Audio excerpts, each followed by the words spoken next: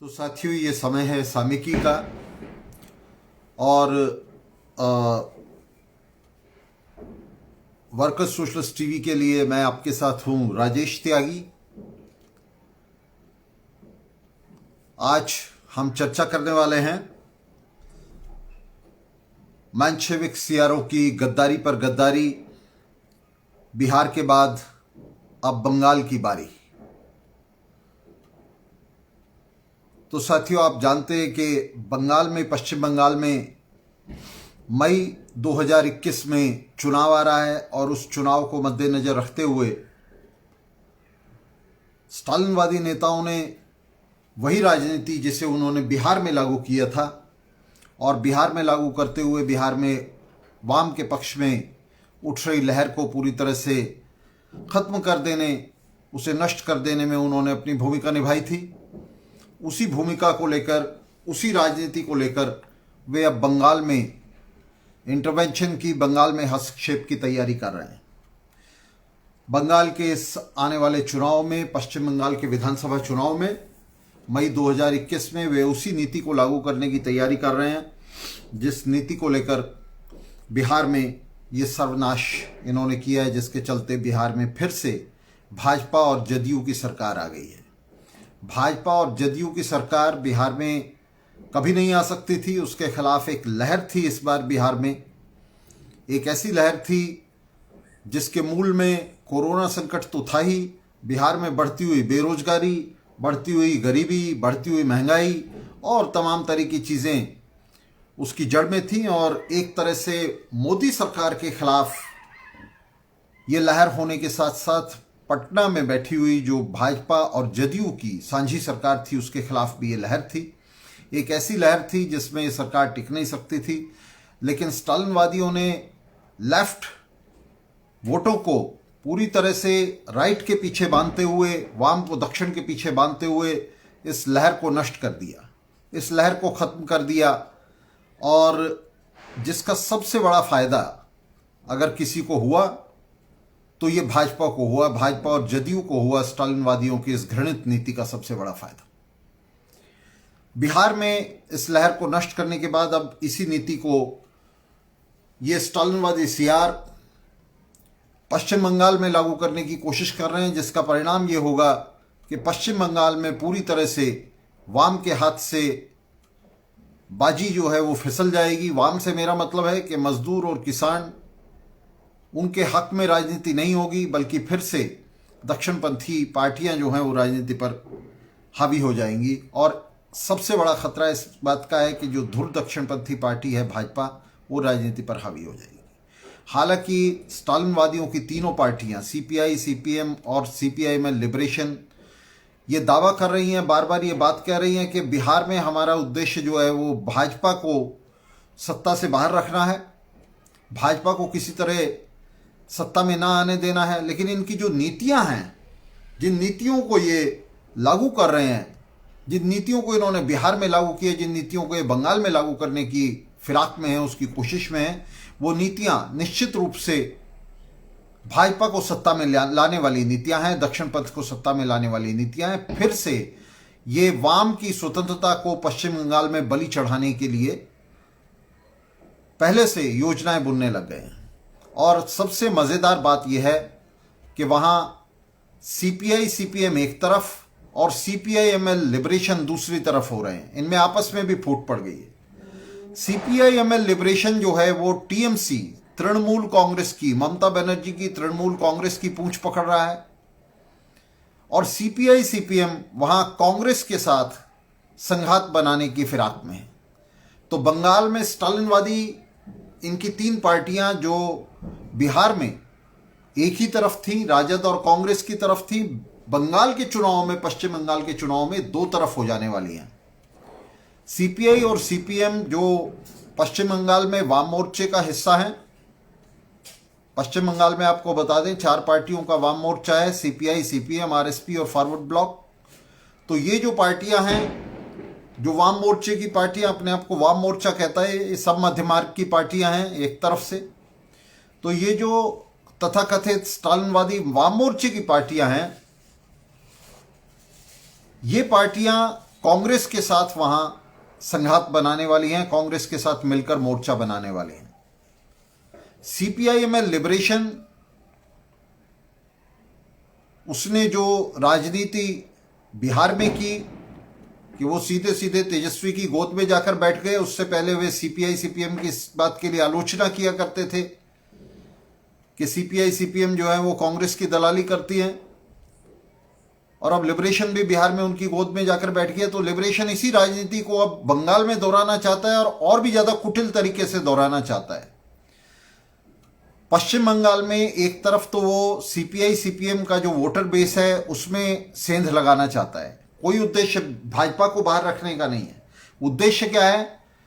Liberation का उद्देश्य है कि किसी तरह से जो सीपीआई सीपीएम का वोटर बेस है, वहां ट्रेडिशनल वोटर बेस है, परंपरागत जो उनका आधार है वोटर के बीच में सीपीआई सीपीएम का, उसके अंदर सेंध लगाई जाए। और ये सेंध कैसे लगाई जाए? ये बड़ी चालाकी से लिबरेशन क्या कर रहा है? लिबरेशन कह रहा है कि देखिए, सीपीआई सीपीएम जो है वो कांग्रेस के साथ जाना चाहती हैं। अभी दीपंकर भट्टाचार्य ने अपनी प्रेस कॉन्फ्रेंस में बयान दिया है 2 दिन पहले, जिसमें दीपंकर भट्टाचार्य ने कहा कि कांग्रेस के साथ जाना सुसाइड होगा, आत्महत्या होगी। जिसका मतलब है बहुत ही स्पष्ट रूप से सीपीआई सीपीएम पर यह आरोप लगाते हुए कि सीपीआई सीपीएम आत्महत्या कर रही हैं, वे कांग्रेस के साथ जा रही हैं। सीपीआई में लिबरेशन जो है वो तृणमूल कांग्रेस की पूंछ पर बैठना चाहता है। यह बड़ी कुटिल राजनीति है, जिसमें इस बात को बहाना बनाते हुए कि सीपीआई सीपीएम कांग्रेस के साथ जा रही हैं, जबकि बिहार में आपने देखा खुद सीपीआई में लिबरेशन भी कांग्रेस के साथ गया। उसे कांग्रेस के साथ जाने से कोई परहेज नहीं है। वहां बिहार में उसने ये नहीं कहा कि हम आत्महत्या कर रहे हैं कांग्रेस के साथ जाकर। बंगाल में वो कह रहा है कि हम आत्महत्या करेंगे कांग्रेस के साथ जाकर। सीपीएम पर यह आरोप लगा रहे हैं कि सीपीएम जो है कांग्रेस के साथ समझौता कर रही है तो वो आत्महत्या करेगी। बिहार में उन्हें कांग्रेस के साथ जाने में लिबरेशन को कोई आपत्ति नहीं थी।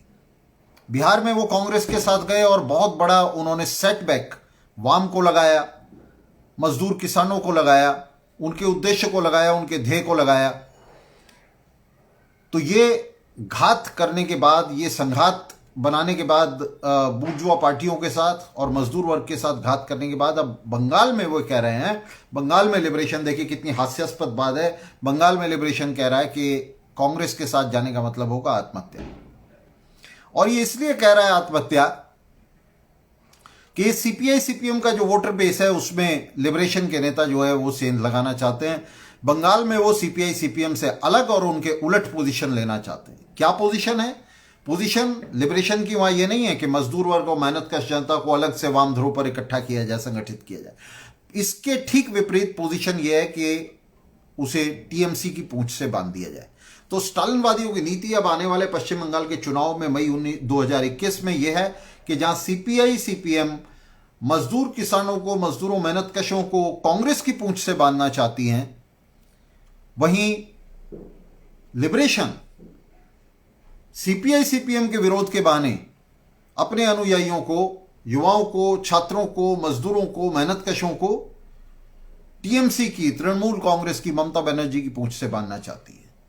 तो अभी चुनाव दूर है, अभी चुनाव में 7-8 महीने हैं, लेकिन अभी से तैयारी शुरू कर दी है 7 महीने पहले से स्टालिनवादियों ने कि किस तरह से मजदूर किसानों को, मेहनत कशों को, युवाओं को, छात्रों को, अपने तमाम अनुयायियों को बूर्जुआ पार्टियों, बूर्जुआ मोर्चों की दुम से बांधा जाए और उनके मातहत किया जाए। किस तरह से उनके मातहत किया जाए। वे अपनी कांग्रेसों को भी भूल गए हैं। सीपीएम अपनी 21वीं कांग्रेस को भूल गई, जिसमें उन्होंने कहा था कि हम जो है किसी भी तरह से कांग्रेस के साथ जो है नहीं जाएंगे, कांग्रेस के साथ समझौता नहीं करेंगे और हम जो है तीसरा मोर्चा बनाएंगे। वो भी भूल गए हैं। वो लिबरेशन अपनी कांग्रेस को भूल गई है। तो ये सब जो है तैयारी कर रहे हैं इस समय मुख्य रूप से कि किस तरह से अपने अनुयायियों को फिर से बूर्जुआ, दक्षिणपंथी बूर्जुआ पार्टियों के पीछे बांध दिया जाए, कांग्रेस के पीछे बांध दिया जाए, तृणमूल कांग्रेस के पीछे बांध दिया जाए और बदले में अपने लिए सीटें लेकर, विधानसभा में अपने लिए सीटें लेकर, ये रिश्वत लेकर, अपने बिल भुनाकर, अपने चेक भुनाकर अलग हो जाया जाए। तो ये जो घातक राजनीति है, जिसने बिहार में उठती हुई वाम लहर को पूरी तरह से ठंडा कर दिया, उस पर पानी डाल दिया, ये जो राजनीति है अब ये पश्चिम बंगाल में सर्वनाश करने जा रही है। हम आपको याद दिला दें साथियों कि 2009 से लेकर के 2011 तक पश्चिम बंगाल में जो सीपीआई माओवादी है, माओवादी पार्टी है, वो किशन जी के नेतृत्व में ममता बनर्जी के साथ बंधी रही थी।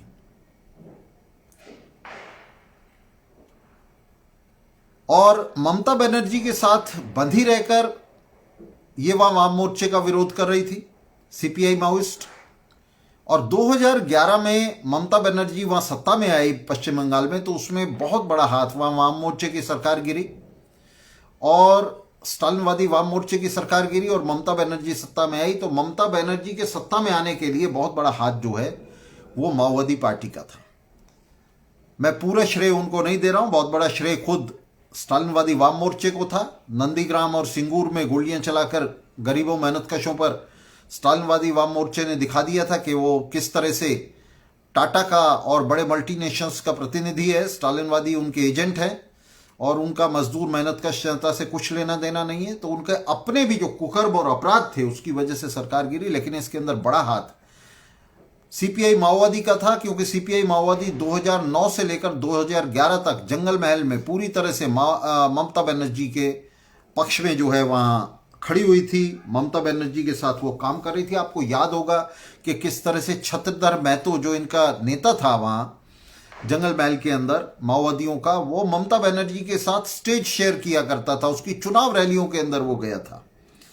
और ममता बनर्जी ने, मैं आपको याद दिलाऊं कि क्या किया था। ममता बनर्जी जैसे ही सत्ता में आई, सबसे पहला काम उन्होंने किया कि पुलिस अधिकारियों के साथ एक मीटिंग की और जिसमें उनको स्पष्ट निर्देश दिए कि माओवादियों का सफाया कर दो। केंद्रीय पुलिस बल जो वहां अर्धसैनिक बल जो जंगल महल में मौजूद थे, उनको हटाना तो दूर, जैसा उसने प्रॉमिस किया था माओवादियों से, उन्हें हटाना तो दूर, उसने कहा कि ये हटेंगे नहीं और ये कॉपरेट करेंगे बंगाल पुलिस के साथ। और इन केंद्रीय पुलिस बलों ने, केंद्रीय सुरक्षा बलों ने और पश्चिम बंगाल की पुलिस ने मिलकर माओवादियों का 6 महीने के अंदर वहां से पूरी तरह से जंगल महल से सफाया कर दिया।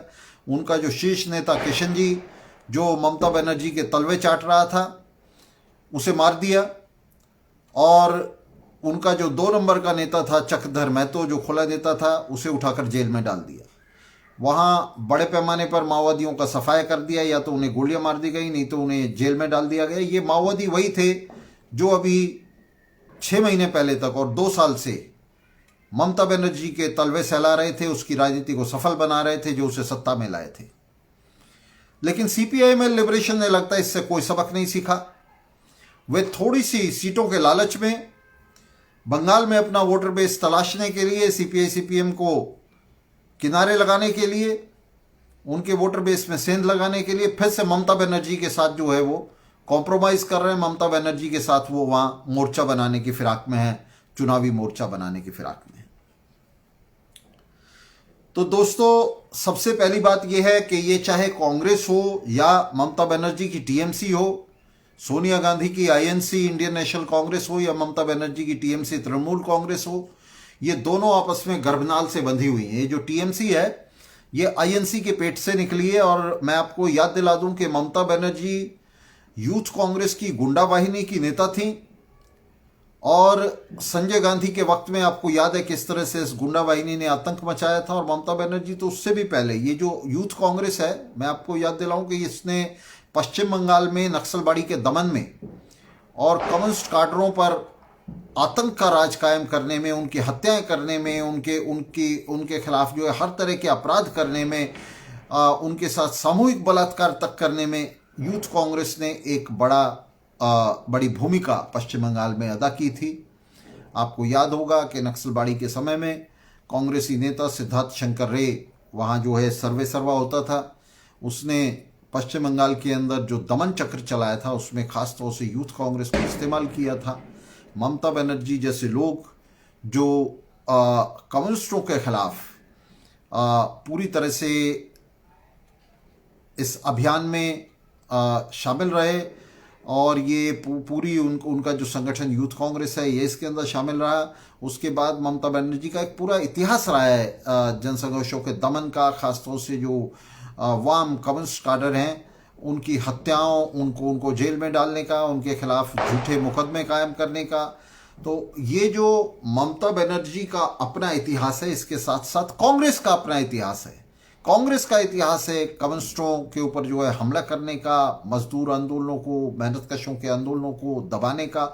आज ये जो स्टालिनवादी सियार हैं, ये जो रंगे सियार हैं जो लाल झंडे के पीछे छिपे हुए हैं, आज ये कांग्रेस और टीएमसी जैसी पार्टियों के साथ समझौते कर रहे हैं और उन्हें सत्ता में लाने के लिए, पश्चिम बंगाल में उन्हें सत्ता में लाने के लिए ये कुली और कहर का काम कर रहे हैं।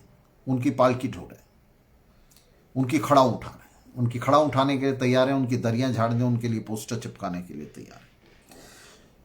ये राजनीति है बंगाल के अंदर, जिसके अंदर ये पार्टियां पूरी तरह से उन लोगों के साथ, स्टालिनवादियों की पार्टियां उन लोगों के साथ मोर्चे बना रही हैं, संघात बना रही हैं, जिन्होंने जो पूरी तरह से मजदूर विरोधी हैं, मेहनतकश जनता के विरोधी हैं, क्रांति विरोधी हैं, जिन्होंने कम्युनिस्टों का, कम्युनिस्ट आंदोलन का वहाँ सिर कुचला, जिन्होंने जंगल महल के अंदर जाती हैं कि जो नक्सलबाड़ी को कुचला, उन लोगों के साथ ये जो है मोर्चे बना रहे हैं। आपने देखा कि किस तरह से महेंद्र सिंह, अजीत सरकार और चंद्रशेखर जैसे नेताओं के हत्यारों के साथ इन्होंने खुल्लम खुल्ला न सिर्फ बिहार के अंदर चुनावी मोर्चा बनाया, उनके दफ्तरों में ये लोग जाकर के बैठे। आपने देखा किस तरह से कविता कृष्णन जो हैं हरी ड्रेस पहन करके, ग्रीन ड्रेस पहन करके उनके यहाँ गई चमचागिरी करने के लिए राजद के दफ्तर में। तो ये पूरी तरह से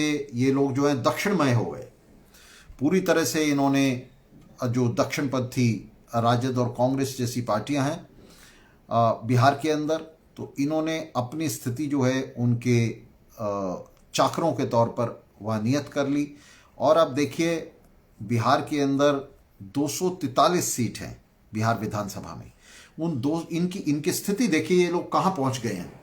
उन 243 सीट्स में से भीख मांग मांग कर इन्हें बमुश्किल 29 सीट मिली। उस 29 सीट में से ये 19 जीत पाए और उसके लिए 19 सीट जीतकर ये अपनी पीठ थपथपा रहे हैं और इसे एक बड़ी दिवाली के रूप में जो है ये सेलिब्रेट कर रहे हैं, उसे मना रहे हैं। ये कह रहे हैं बहुत बड़ी जीत हो गई हमारी कि हमें 19 सीट मिल गई। तो कम्युनिस्ट आंदोलन को इन सियारों ने पूरी तरह से जमीन पर लगा दिया है और इस हद तक जमीन पर लगा दिया है कि जो भीख में मिली हुई 29 सीट हैं, इन्हें लेकर ये अपनी पीठ थपथपा रहे हैं बजाय शर्म करने के।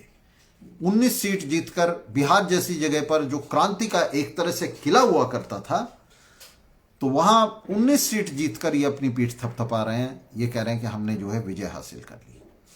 तो इस पराजय को, ये जो इतनी बड़ी पराजय है कम्युनिस्ट आंदोलन की, जिसमें 243 सीटों की विधानसभा में, जहाँ छोटी छोटी पार्टियां, बहुत छोटी छोटी पार्टियां जो हैं वो 5-5, 7-7 सीट ले गई हैं, वहाँ ये सारी कम्युनिस्ट पार्टियां मिलकर 19 सीट ले पाई हैं, स्टालिनवादियों की तमाम तीन बड़ी पार्टियां मिलकर, और उसे ये अपनी जीत बता रहे हैं। तो ये जो सर्वनाश बिहार के अंदर हुआ है, इस सर्वनाश को अब ये पश्चिम बंगाल में दोहराने वाले हैं। यहाँ हमारे सामने जो प्रश्न है वो ये है कि क्या हम ये समझ लें कि ये एक फेट एकम्प्ली है, कि ये एक भाग्य है कम्युनिस्ट आंदोलन का जो अब निर्धारित हो चुका है, या इसे बदला जा सकता है या इसके खिलाफ लड़ा जा सकता है। तो साथियों, हम पूरी तरह ये मानते हैं कि आप लोगों का संघर्ष, आप लोगों की ईमानदारी, आप लोगों का समर्पण आंदोलन के लिए और आपका संघर्ष इस स्थिति को उलट सकता है और इस स्थिति को पलक झपकते उलट सकता है। अगर आप इन सीआर नेताओं से संबंध तोड़ लें, अगर आप इनके खिलाफ जमकर लड़ें, एक नई नीति के लिए, एक नई दिशा के लिए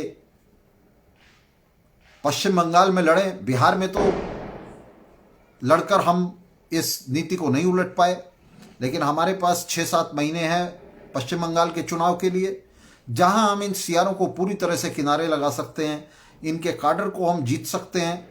काडर जो है, कार्यकर्ता जो हैं, युवा कार्यकर्ता, उन्हें सीट नहीं चाहिए, उन्हें वो बिहार विधानसभा में या पश्चिम बंगाल विधानसभा में सीटों के लिए नहीं आए। ये सीट जो चाहिए तो इन नेताओं को चाहिए, और इन्होंने पहले से इन सीटों को आपस में बांट लिया। तो इन नेताओं को किनारे करते हुए जो काडर है, जो क्रांति के लिए आया है, जो विधानसभा और लोकसभा में सीट के लिए नहीं आया है, इसके बीच में हम आंदोलन करें, इसके बीच में हम प्रचार करें, और इन नेताओं को, ये जो घृणित नेता हैं जो सीटों के लिए सौदेबाजी कर रहे हैं बुर्जुआ पार्टियों के साथ, इन्हें किनारे लगाएं। बहुत सारे साथी बार बार ये कहते रहे हैं, बार बार हमारे ऊपर ये आरोप लगाते रहे हैं कि हम वाम नेताओं के खिलाफ बोलते हैं, दक्षिण के खिलाफ नहीं बोलते। तो साथियों, ये जो वाम नेता हैं यही आपको दक्षिण के पीछे बांध रहे हैं, और जब तक आप इन वाम नेताओं को किनारे नहीं करेंगे, जिनको आप वाम कहते हैं, वाम समझते हैं, इनको किनारे नहीं करेंगे, ये वाम के नेता नहीं है दोस्तों, ये मध्यमार्गी हैं, ये सेंट्रिस्ट नेता हैं जो दक्षिण की तरफ मुंह किए हुए खड़े हैं और जो वाम को धोखा दे रहे हैं। ये घुसपैठिए हैं वाम शिविर के अंदर, ये वाम के सदस्य नहीं है, ये दरअसल दक्षिण के दलाल हैं, दक्षिण पंथ के दलाल हैं जो वाम शिविर में घुस आए हैं। तो आपका जो सबसे पहला काम है वो ये है कि इनको धक्के मारकर वाम शिविर से बाहर निकाल दिया जाए। इन नेताओं को जो बुर्जुआ पार्टियों के पीछे लेफ्ट को बांध रहे हैं, बुर्जुआ पार्टियों के पीछे मजदूरों, मेहनतकशों, किसानों और युवाओं को, छात्रों को बांध रहे हैं, इन नेताओं के खिलाफ जमकर समझौता विहीन संघर्ष जो है वो किया जाए, इनकी नीति को उल्टा जाए, और जो बिहार में सर्वनाश इन्होंने किया उस सर्वनाश को बंगाल में, पश्चिम बंगाल में बचा लिया जाए। पश्चिम बंगाल में अगर ये सर्वनाश होता है तो इसके नतीजे बहुत ही खतरनाक होंगे, और ये सर्वनाश निश्चित है। अगर लेफ्ट को बंगाल के अंदर, पश्चिम बंगाल के अंदर नष्ट कर दिया गया, अगर वाम ध्रुव नहीं बनने दिया गया, अगर मजदूर वर्ग को, मेहनतकश जनता को पश्चिम बंगाल के अंदर धुरी बनाकर राजनीति नहीं की गई, उसे राजनीति के केंद्रक में नहीं आने दिया गया, तो पश्चिम बंगाल में भी सर्वनाश निश्चित है। पश्चिम बंगाल में चाहे भाजपा आ जाए या ममता बनर्जी दोबारा आ जाए, तो ये जो है इससे मेहनतकश जनता को, मजदूरों को कोई फर्क नहीं पड़ने वाला। और मैं आपको बता दूं कि अगर जरूरत पड़ी तो मायावती की तरह ही ममता बनर्जी भी 1 मिनट नहीं लगाएगी बीजेपी के साथ जाने में, भाजपा के साथ जाने में। ये तमाम लोग जो हैं, जितनी भी ये बुर्जुआ पार्टियां हैं, ये तमाम बुर्जुआ पार्टियां दक्षिणपंथी पार्टियां हैं। सबसे पहले हमें ये समझ लेना चाहिए, उसमें कांग्रेस भी शामिल है। वामपंथ की जो पार्टियां हैं वो सिर्फ मजदूर पार्टियां हो सकती हैं, वे पार्टियां जिनका मजदूरों के, मेहनतकशों के बीच में आधार है, सिर्फ वही वामपंथ की पार्टियां हैं। तो सबसे पहली जो बात है, जो कार्यभार है वाम का, वो ये है कि वो अपने आप को दक्षिण से अलग करे। वाम तभी वाम होगा जब वो दक्षिण से अपने आप को अलग करेगा, दक्षिण के खिलाफ संघर्ष करेगा। जो दक्षिण के खिलाफ, दक्षिण पंथ के खिलाफ संघर्ष नहीं करने के लिए तैयार हैं, जिन्होंने अपने आप को दक्षिण पंथ के साथ बार बार बांधा है और आज भी बांध रहे हैं, तो वो तमाम लोग जो हैं वो किसी भी तरह से वाम नहीं है। वे समझौतावादी मध्यमार्गी हैं जो दक्षिण पंथ के दलाल हैं, दक्षिण पंथ की तरफ मुंह किए हुए खड़े हैं, वामपंथ की तरफ उनकी वास्तव में पीठ है। मजदूरों, मेहनतकशों के साथ, युवाओं, छात्रों के साथ वे गद्दारी कर रहे हैं। तो उन्हें पराजित करना ये सबसे पहला हमारा ध्येय है। तो इसलिए जो लोग ये कहते हैं कि हम वाम के खिलाफ लड़ रहे हैं, हम दक्षिण के खिलाफ नहीं लड़ रहे हैं, वे गलत कहते हैं। दरअसल दक्षिण के खिलाफ हमारी लड़ाई का पहला पड़ाव जो है इन झूठे वामियों के खिलाफ है।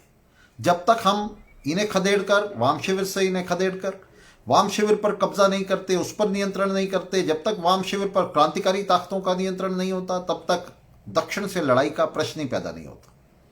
दक्षिण से लड़ाई तभी हो सकती है जब वाम का क्रांतिकरण हो जाए, जब वाम शिविर, उसके अंदर क्रांतिकारी स्वर जो हैं वो डोमिनेट करने लगे, उनका बोलबाला हो जाए, और ये जो समझौतावादी लीडरशिप है, ये जो कैपिचुलेशनिस्ट, समर्पणवादी नेतृत्व है, इसका पूरी तरह से वाम शिविर से सफाया कर दिया जाए।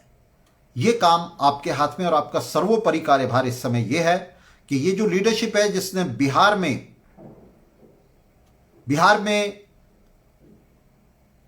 ये सर्वनाश किया है, जिसने बिहार में फिर से दक्षिणपंथियों के हाथ में, धुर दक्षिणपंथियों के हाथ में सत्ता दे दी है, जो जबान तो चलाता है भाजपा के खिलाफ, लेकिन वास्तव में भाजपा के उद्देश्यों की पूर्ति करता है। वाम को दक्षिण के साथ मिलाकर, वाम को दक्षिण के पीछे बांधकर वो पहले ही यह सुनिश्चित कर देता है कि किसी भी तरह से मजदूर वर्ग की बात ना हो, उसकी राजनीति ना हो, और किसी भी तरह से जो दक्षिण पंथ है उसके हाथ में सत्ता बनी रहे, दक्षिण पंथियों के हाथ में सत्ता बनी रहे। हाँ, ये ठीक है। अर्चना जी लिख रहे हैं कि आप एक तरफ तो कहते हैं कि कम्युनिस्ट पार्टियां भी बूर्जुआ पार्टियां ही हैं, फिर आप उनसे ये कैसे उम्मीद कर सकते हैं। एक तरफ उनका नेतृत्व है, उनकी सेंट्रल कमेटियां हैं जिसके अंदर जो स्टालिनवादी नेतृत्व है वो अपनी नीतियां लागू करता है, वो अपनी नीतियां बाकी पार्टी के ऊपर थोपता है। ये जो इनका नेतृत्व है जिसके अंदर दीपंकर भट्टाचार्य, सीताराम येचुरी, डी राजा और प्रकाश करात, वृंदा करात जैसे नेता हैं, ये इन पार्टियों का नेतृत्व है। ये स्टालिनवादी है, ये मैंशेविक नेतृत्व है, और ये अपने छोटे छोटे स्वार्थों के लिए राजनीति को मैनिपुलेट कर रहा है। लेकिन जहां तक लाखों लाख काडर की बात है, जहां तक लाखों लाख कार्यकर्ताओं की बात है, वे ईमानदार कार्यकर्ता हैं, वे लड़ने के लिए आए। मैं सबकी बात नहीं कर रहा हूं, एक हिस्सा निश्चित रूप से इन नेताओं के साथ जुड़ा हुआ है और वो इन जैसा बनना चाहता है। लेकिन जो मेजोरिटी है, जो बहुमत है इनका, ये जो बहुमत है ये निश्चित रूप से क्रांति के लिए आया है। ये इनकलाब चाहता है, इसे विधानसभा में और संसद में सीटें नहीं चाहिए। तो ये जो क्रांति मना युवा हैं, ये जो छात्र हैं, हमारी अपील उनके लिए है। हमारी अपील इनके नेताओं के लिए नहीं है। इनके नेताओं को तो हम उठाकर बाहर फेंकने के लिए अपील कर रहे हैं। ये कचरा है, ये कूड़ा है इन पार्टियों के अंदर, जिसे तुरंत ही, जितनी जल्दी उन्हें उठाकर फेंक देंगे, जितनी जल्दी उनकी तरफ पीठ कर लेंगे। उठाकर फेंकने का मतलब यही है कि काडर उनकी तरफ पीठ करे, इनकी पार्टियों से, इनकी पार्टियों के अंदर वो एक नई नीति के लिए, एक नई दिशा के लिए संघर्ष छेड़े और पार्टियों को दो फाड़ करे। इन दलालों को, बुर्जुआजी के इन दलालों को एक तरफ करे और क्रांतिकारी हिस्से को पार्टी के लेकर अलग हो। तो ये संघर्ष हमें करना होगा। अगर ये संघर्ष हमने जीत लिया होता बिहार में, तो निश्चित रूप से बिहार में वाम की लहर उठ रही होती। आपने देखा कि बिहार में यह स्थिति थी कि जहां भी लाल झंडा था, लोगों ने आंख बंद करके लाल झंडे को वोट दिया, लाल झंडे पर मोहर लगाई। लेकिन जो स्टालिनवादी नेता थे, उन्होंने पूरी तरह से वाम को उठाकर दक्षिण के पीछे बांध दिया। जिसका परिणाम क्या हुआ? जिसका परिणाम यह हुआ कि वाम का दक्षिण में विलय हो गया।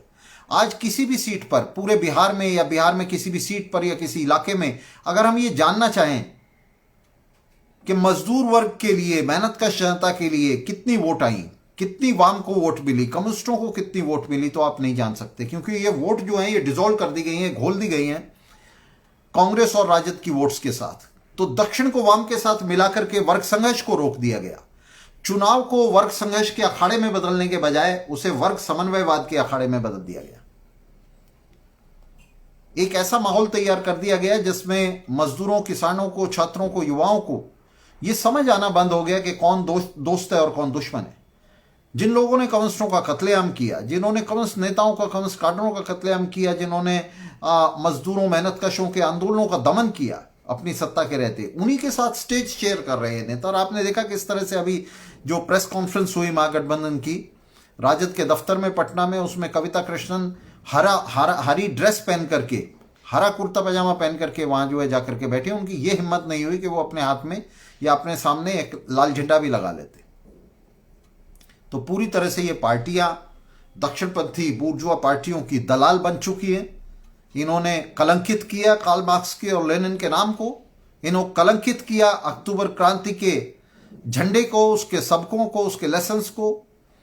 तो आज इस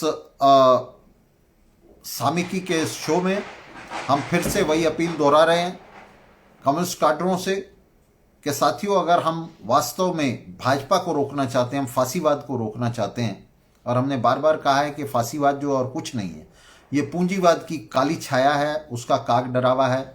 तो अगर हम रोकना चाहते हैं फांसीवाद को तो हमें पूंजीवाद को नष्ट करना होगा, पूंजीवाद पर हमला करना होगा। और पूंजीवाद पर आप कभी भी हमला नहीं कर सकते अगर आप पूंजीवाद की पक्षधर पार्टियों के साथ जुड़े हैं, अगर आप उनके पीछे बंधे हैं, अगर आप उनके साथ स्टेज शेयर कर रहे हैं, उनके प्रोग्राम शेयर कर रहे हैं, उनके साथ चुनाव शेयर कर रहे हैं, तो आप कभी भी पूंजीवाद से नहीं लड़ सकते। और अगर पूंजीवाद से नहीं लड़ सकते तो फांसीवाद के खिलाफ आपकी सारी लफाजी बकवास है, बेकार है, उसके कोई मायने नहीं है। फांसीवाद अपने आप में कोई चीज नहीं है पूंजीवाद से अलग। ये पूंजीवाद का फौलादी पंजा है, पूंजीवाद का ही लोहे का पंजा है। पूंजीपतियों के राज को कायम रखने के लिए ये एक नीति है। फांसीवाद जो है ये एक आंदोलन है जो पूंजीवाद के पक्ष में सत्ता को बनाए रखना चाहता है, सत्ता को अडानी अंबानी के हाथ में बनाए रखना चाहता है। इसके अपने कोई अलग उद्देश्य नहीं है। तो ये जो झूठे नारे स्टालिनवादी नेता दे रहे हैं कि हम सेक्युलरिज्म के लिए लड़ रहे हैं, हम धर्मनिरपेक्षता के लिए लड़ रहे हैं, हम लोकतंत्र के लिए लड़ रहे हैं, ये जो नारे हैं ये सब बुर्जुआजी के नारे हैं, बुर्जुआ जनवाद के नारे हैं। इनका कुछ भी लेना देना समाजवाद से, मजदूर वर्ग से, मेहनतकश जनता से नहीं है। मेहनतकश जनता का संघर्ष वर्ग संघर्ष है, वर्ग बनाम वर्ग। ये संघर्ष इन झूठी लफ्फाजियों के लिए, इन झूठे नारों के लिए संघर्ष नहीं है। यहां हम किसी जनवाद को बचाने के लिए, बुर्जुआ जनवाद को बचाने के लिए, संविधान को बचाने के लिए, उसके झंडों और संस्थाओं को बचाने के लिए नहीं लड़ रहे हैं। ये बिल्कुल झूठी बात है। ये लड़ाई जो है ये किसी धर्मनिरपेक्षता, किसी सेक्युलरिज्म को बचाने के लिए नहीं है। जो भी कुछ है, जो भी जनवाद है, जो भी सेक्युलरिज्म है, जो भी धर्मनिरपेक्षता है, ये सब मजदूर वर्ग और उसकी सत्ता के साथ बंधी हुई है, जुड़ी हुई है। आज या तो ये बात बिल्कुल स्पष्ट है कि या तो मजदूर वर्ग सत्ता में आएगा या फिर पूंजीपति वर्ग की फांसीवादी तानाशाही सत्ता में आएगी, और वो आ गई है। आपने देखा इनकी नीति का परिणाम क्या। इन स्टालिनवादियों की इस नीति का परिणाम कि हम भाजपा को रोकेंगे, कांग्रेस से मिलकर रोकेंगे, राजद से मिलकर रोकेंगे, इस नीति का परिणाम क्या हुआ। इस नीति का परिणाम ये हुआ ना ये दिल्ली में रोक पाए भाजपा को और ना ये पटना में रोक पाए भाजपा को। पटना में भी भाजपा सत्ता में आ गई है, दिल्ली में तो वो पहले ही सत्ता में आ गई थी और अब पहले से ज्यादा मजबूती से वो सत्ता में आ गई है। पश्चिम बंगाल में भाजपा के कदम बढ़ते जा रहे हैं, भाजपा का वोट शेयर बढ़ता जा रहा है, भाजपा के लिए नई सीटें जीतने के लिए जमीन तैयार हो रही है। वहां यहां तक हो रहा है कि सीपीएम का जो काडर है वो बड़ी तादाद में भाजपा में भर्ती हो रहा है। टीएमसी के लोग छोड़कर भाजपा में जा रहे हैं।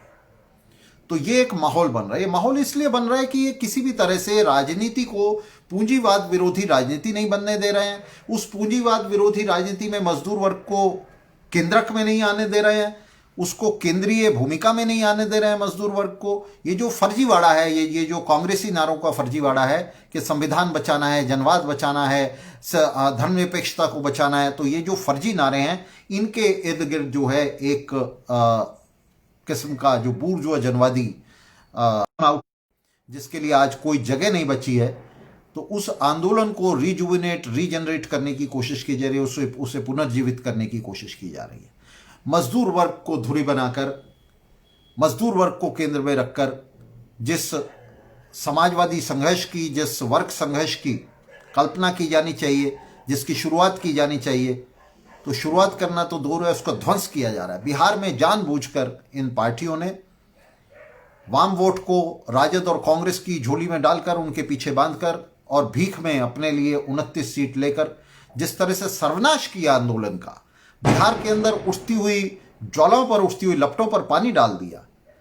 जो बिहार के साथी बड़ी अच्छी तरह से जानते हैं कि जिस तरह का संकट कोरोना से पहले बिहार में पनप रहा था और जिसे कोरोना ने आसमान में पहुंचा दिया था, उसके चलते वहां भाजपा और जदयू की सरकार किसी भी कीमत पर वापस नहीं आ सकती थी अगर हम वहां लाल झंडे को ऊंचा करते, अगर वहां क्रांति के लिए संघर्ष शुरू करते, अगर वहां संघर्ष किया होता।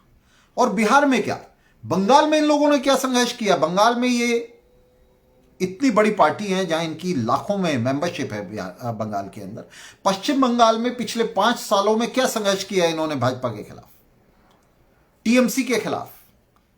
सीपीआई सीपीएम ने पश्चिम बंगाल में टीएमसी के खिलाफ क्या संघर्ष किया और लिबरेशन ने वह भाजपा के खिलाफ क्या संघर्ष किया।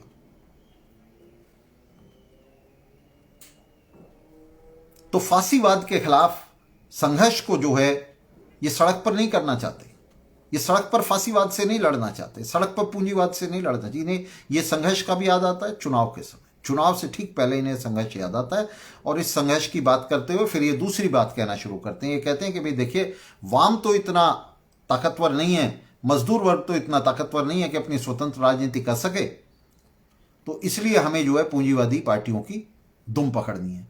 और पूंजीवादी पार्टियां और उनके नेता ये भली भांति जानते हैं, बहुत ही अच्छी तरह जानते हैं कि अगर कोई ताकतवर है तो ये मजदूर वर्ग है, ये मेहनतकश जनता है, और इसलिए उस मेहनतकश जनता को बेवकूफ बनाने के लिए वो इन दुरंगे सियारों का इस्तेमाल करते हैं।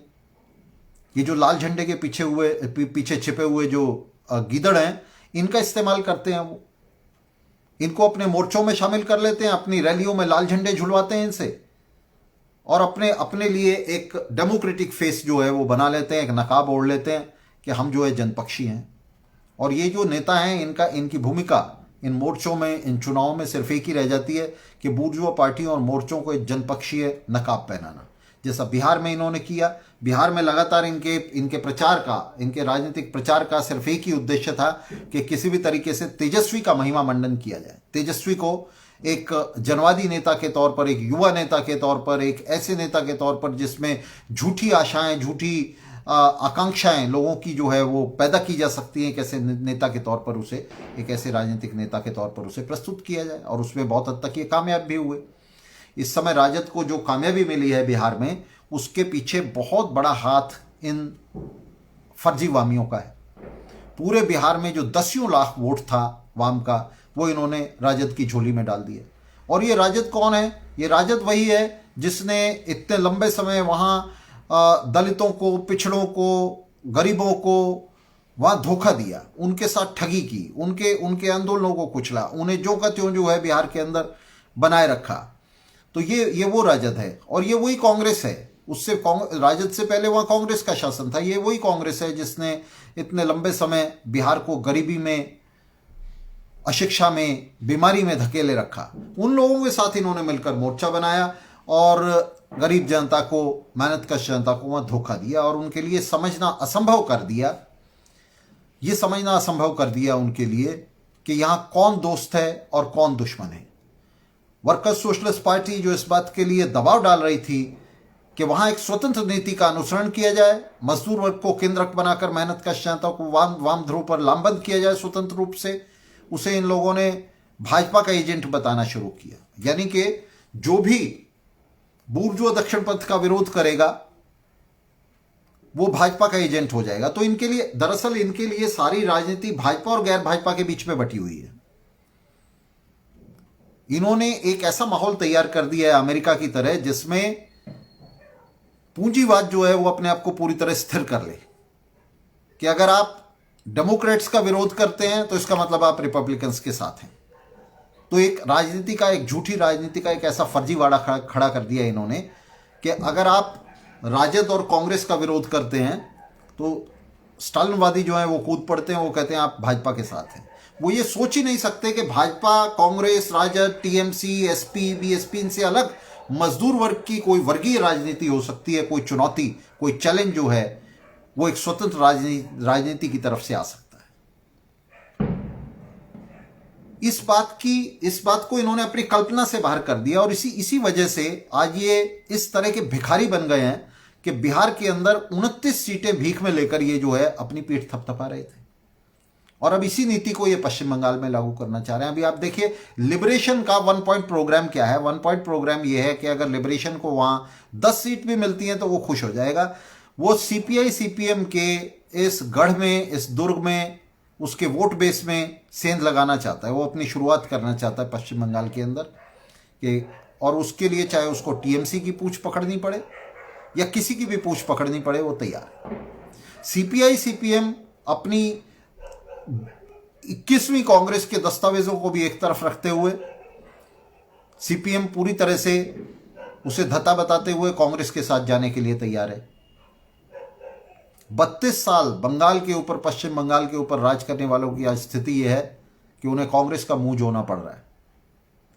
और यह स्थिति इसलिए बनी है कि इन्होंने लंबे समय दिल्ली में, केंद्र में अपने आप को कांग्रेस जैसी पार्टियों के पीछे बांधे रखा, और जिस समय ये पार्टियां पूरी तरह से जनविरोधी नीति अख्तियार कर रही थी तो ना सिर्फ ये वाम मोर्चा उन्हीं नीतियों को पश्चिम बंगाल में लागू कर रहा था, उन्हीं नव पूंजीवादी नीतियों को पश्चिम बंगाल में लागू कर रहा था, और आपने देखा उसका परिणाम किस तरह से सिंगूर और नंदीग्राम में मेहनतकश जनता पर अत्याचारों के रूप में, जुल्म के रूप में सामने आया, जिसमें इन्होंने स्टालिनवादियों ने कांग्रेस से भी 4 कदम आगे बढ़कर मेहनतकश जनता पर लाठी और गोली का दमन किया। बल्कि ये लगातार कांग्रेस को सपोर्ट करते रहे। जब कांग्रेस ये तमाम तरह की नव उदारवादी, नव पूंजीवादी नीतियां जो है लागू कर रही थी देश भर में, तो ये पार्टियां उसके साथ चिपकी हुई थी, और ये पार्टियां लगातार उसके साथ 2008 तक, 2004 से 2008 तक कांग्रेस के साथ, यूपीए 1 के साथ तब तक चिपकी रही जब तक यूपीए ने इनको लात मारकर बाहर नहीं कर दिया। तो इन पार्टियों का एक रोल है, ये जो स्टालिन और माओ की पार्टियां हैं, ये उनकी नीति पर चल रही हैं, स्टालिन और माओ की। और जिस तरह से उन्होंने मेंशेविक नीति को लागू करते हुए अपने अपने देशों में क्रांति का सर्वनाश किया, उसी तरह से ये पार्टियां क्रांति का यहां सर्वनाश कर रही हैं। तो इनके खिलाफ जो संघर्ष है, ये कम्युनिस्ट कार्यकर्ताओं का, क्रांतिकारी कार्यकर्ताओं का आज सर्वोपरि उद्देश्य है। मैं आपको बता दूं कि अभी जो रिसेंट बयान आ रहे हैं, दीपंकर भट्टाचार्य का बयान आ रहा है, वो कह रहे हैं कि ओवैसी के साथ भी हमें मोर्चा बनाना चाहिए था मिलकर, और पश्चिम बंगाल में ये तैयार है ओवैसी जैसे रिएक्शनरीज के साथ, प्रतिक्रियावादियों के साथ मोर्चा बनाने के लिए। और भविष्य में ये मोर्चे बनेंगे, इस किस्म के मोर्चे बनेंगे जिसमें अस्मितावाद के सामने, सांप्रदायिकता के सामने, जातिवाद के सामने ये पूरी तरह से सरेंडर कर जाएंगे, पूरी तरह से समर्पण कर जाएंगे। तो इस झूठे वाम के कारण बिहार में एक बड़ी पराजय मजदूरों को, मेहनतकशों को झेलनी पड़ी है, जिसमें फिर से वहां दक्षिणपंथी मोर्चा जो है वो सत्ता में आ गया। और दूसरा मोर्चा भी, ये नहीं है कि एनडीए वाला मोर्चा दक्षिणपंथी है, महागठबंधन अपने आप में दक्षिणपंथी मोर्चा है। एक ऐसा मोर्चा है जिसकी एक छोटी सी लाल पूंछ वहां निकली हुई है, जिस पर जो है ये 19 सीटें लिए हुए ये बैठे हुए हैं, स्टालिनवादी नेता बैठे हुए, ये भी दक्षिणपंथी मोर्चा है। तो पूरी राजनीति जिस तरह से बिहार में 2 दक्षिणपंथी मोर्चों के बीच में बट गई थी, बिहार के अपने रिपब्लिकन और डेमोक्रेट बन गए थे, एनडीए और महागठबंधन के बीच में बट गई थी, उसी तरह से अभी आप आने वाले समय में देखेंगे, अगर हम यानी वर्कर्स सोशलिस्ट पार्टी और वर्कर्स सोशलिस्ट आंदोलन बिहार के चुनाव में बड़ी इंटरवेंशन, बड़ा हस्तक्षेप करने में समर्थ नहीं हुआ,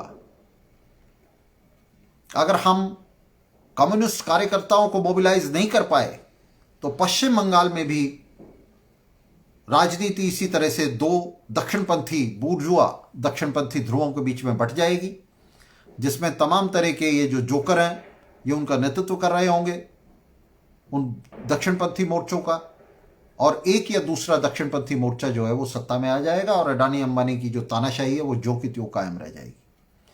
तो इसको चुनौती देने के लिए, इस पर जो है हथौड़े का वार करने के लिए, साथियों मैं आपको चैलेंज देता हूं, आपके सामने चुनौती रखता हूं कि पश्चिम बंगाल के इन चुनावों को चुनौती के रूप में लें, वहां नई दिशा के लिए लड़ें, इस नई लाइन के लिए लड़ें जो वर्कर्स सोशलिस्ट पार्टी की लाइन है, और वर्कर्स सोशलिस्ट पार्टी को केंद्र बनाते हुए, उसकी नीतियों को केंद्र बनाते हुए इन झूठे वाम नेताओं की पूरी तरह से धज्जी उड़ा दें, इनको खदेड़ बाहर करें वाम शिविर से, और एक नई दिशा के लिए लड़ते हुए बिहार के अंदर आइए मिलकर वहां एक मजदूर किसान सरकार का नारा देते हैं। इस बार अपने कैंडिडेट्स को वहां उतारते हैं मैदान में, उसकी तैयारी करते हैं।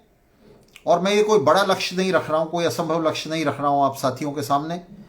जहां तक भी वर्कर्स सोशलिस्ट टीवी की आवाज जा रही है, मैं सीपीआई, सीपीएम, सीपीआईएम लिबरेशन के काडर से, उनके कार्यकर्ताओं से, तमाम ईमानदार और जुझारू कार्यकर्ताओं से, युवा कार्यकर्ताओं से विशेष रूप से मैं ये अपील कर रहा हूं कि वो वर्कर्स सोशलिस्ट पार्टी के चारों तरफ, उसकी नीति के चारों तरफ जमा हों, इकट्ठा हों और इस चुनौती को स्वीकार करें, अपने नेताओं को खारिज करें, उनके सिर के ऊपर से कार्रवाई करते हुए पश्चिम बंगाल के अंदर स्वतंत्र वाम ध्रुव का निर्माण करें।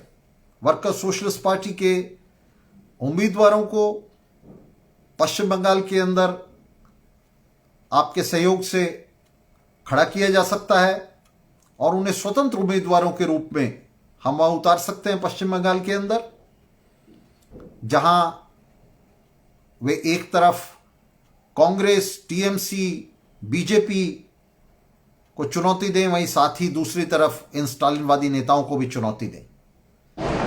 वोट महत्व नहीं रखते, सीट महत्व नहीं रखती। महत्व यह रखता है कि यह लेफ्ट वर्सेस राइट होना चाहिए, यह वर्ग संघर्ष होना चाहिए। चुनावी अखाड़े को वर्ग संघर्ष के अखाड़े में बदलो।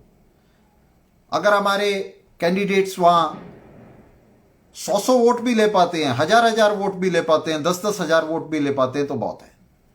उससे हम वाम वोट को अलग कर पाएंगे। हमारा उद्देश्य वाम वोट को दक्षिण के वोट से अलग करना होना चाहिए। हमें ये वाम और दक्षिण के बीच में जो है लाइन खींचनी चाहिए। उनके बीच में हमें संघर्ष पैदा करना चाहिए, उनके बीच में समन्वय नहीं होना चाहिए। इस समन्वय को तोड़ो। बूर्जुआ दक्षिणपंथी पार्टियों के साथ जाने से पूरी तरह इनकार करो। और ये जो आपके नेता हैं, ये जो येचुरी हैं, ये जो करात दंपति हैं, ये जो भट्टाचार्य हैं, ये जो कविता कृष्ण हैं, साथियों ये सब पूंजीवाद के दलाल हो चुके हैं। और ये पूंजीवादी पार्टियों के साथ मिलकर इनका उद्देश्य सिर्फ सीटें हड़पना रह गया है। इनका उद्देश्य सिर्फ बूर्जुआ राजनीति से ये बहुत गहरे तक प्रभावित हैं। ये संसद और विधानसभाओं में अपने लिए, अपने चेलों के लिए सीटें रिजर्व करना चाहते हैं। इसके सिवा इनका और कोई उद्देश्य नहीं है। इन्होंने वर्ग संघर्ष को पलीता लगा दिया है। इन्होंने दक्षिण पथ की राजनीति को पूरी तरह से देश के अंदर जमा दिया है। इसका परिणाम होगा, देखिए, अगर पूंजीवाद जिंदा रहेगा, अगर पूंजीवादी पार्टियां सत्ता में आती रहेंगी तो हम आपको बता दें कि साधारण जनवादी तरीकों से आगे ये सत्ता को नहीं संभाल पाएंगी। वर्ग संघर्ष तीखा होता जा रहा है, पूंजीवाद का संकट बढ़ता जा रहा है। तो उसका परिणाम होगा फांसीवादी आंदोलन का सत्ता में आना जगह जगह। ये जो राजद और कांग्रेस हैं, ये भाजपा को चुनौती नहीं दे पाएंगी। भाजपा सत्ता में आ जाएगी। अगर पूंजीवाद रहेगा तो भाजपा निश्चित रूप से सत्ता में आएगी और उसके परिणाम जो होंगे आप जानते हैं। आप इन नेताओं ने तो अपने पासपोर्ट बनाकर तैयार किए हुए हैं, ये तो भाग जाएंगे यहां से। लेकिन आप क्या करेंगे? आप मारे जाएंगे। तो इसलिए ये आपका कर्तव्य है। मैं युवा काडरों को जो है सीधे संबोधित कर रहा हूं वर्कर्स सोशलिस्ट टीवी के इस प्लेटफॉर्म से कि आपका कर्तव्य है कि आप मजदूर वर्ग को बचाएं, मेहनत कश जनता को बचाएं। और उसे बचाने का मतलब है पूंजीवाद को नष्ट करें। आप इन नीतियों के लिए, ये जो बोल्शेविक नीति है जिसको वर्कर्स सोशलिस्ट पार्टी आगे बढ़ा रही है, आप बोल्शेविक नीति के लिए लड़ाई शुरू करें। इन मैनशेविकों का पूरी तरह से सफाया करें। और पश्चिम बंगाल के आने वाले चुनाव में, जो मई 2021 का चुनाव है, उसमें आप एक नई परंपरा को, एक नए आगाज को अंजाम दें और इस नई दिशा के लिए लड़ते हुए लाल झंडे को ऊंचे से ऊंचा उठाएं। तो साथियों, इसके साथ मैं विराम ले रहा हूं। आज के इस कार्यक्रम को खत्म करने से पहले आप सभी से ये मेरी अपेक्षा है और ये अपील भी है कि इस संदेश को, इस बात को दूर दूर तक लेकर के जाएं और पश्चिम बंगाल में इसके लिए अभी से संघर्ष शुरू करें। पूरे भारत में संघर्ष शुरू करें, दक्षिण एशिया में संघर्ष शुरू करें। लाल सलाम साथियों, मिलते रहेंगे। इस तरह के कार्यक्रम जारी रहेंगे।